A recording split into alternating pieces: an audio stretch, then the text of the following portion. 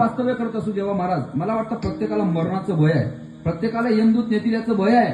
पण जो ग्रंथराज ज्ञानेश्वरीचा आधार घेतो ना बुवा, तर त्याला ज्ञानेश्वरी वाचता वाचता, ज्ञानेश्वरी वाचल्यानंतर कधीतरी ज्ञानेश्वरी वाचली असेल तरी सुद्धा भय कडी काढाचे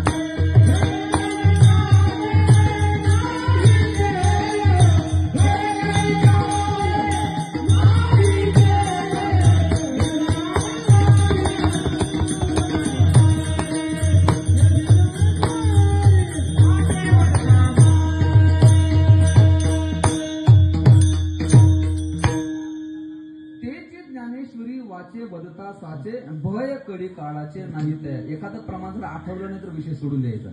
बाकीना मध्ये महाराज मी गुताडा बरं असं व्हायला नको बरं का. अतिशय गोड चिंतन मांडते, जरा माझ्याकडे लक्ष द्या. ज्ञानेश्वरी फार अनुपम्य असा ग्रंथ आहे. मला असं वाटतंय इथं जेवढे जेवढे लोक बसलीत ना, सर्वांनी ज्ञानेश्वरी वाचली पाहिजे, ज्ञानेश्वरी पाठ केली पाहिजे. नाही तुमच्याकडे ज्ञानेश्वरी पाठ होत ना, तर एक काम करा, 9वा 12वा 15वा अध्याय पाठ करा.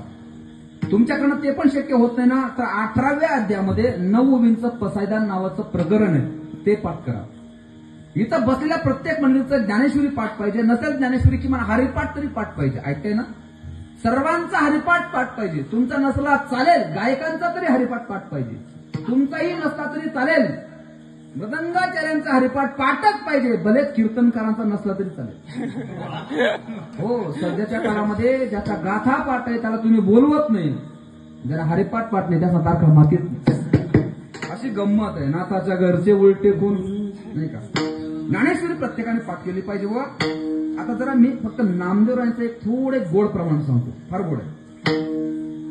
तुमच्याकडनं पूर्ण ज्ञानेश्वरीचं पारायण होत नसेल ना, जाऊ द्या, वेळ नाही तुमच्याकडे. संसारामध्ये तुम्ही आकृष्ट आहात. तुमच्याकडनं जर पूर्ण ज्ञानेश्वरीचं पारायण होत नाही ना, मग तुम्ही एकच काम करा, जीवनाचा उद्धार होईल. काय करा, श्रवणाचे मी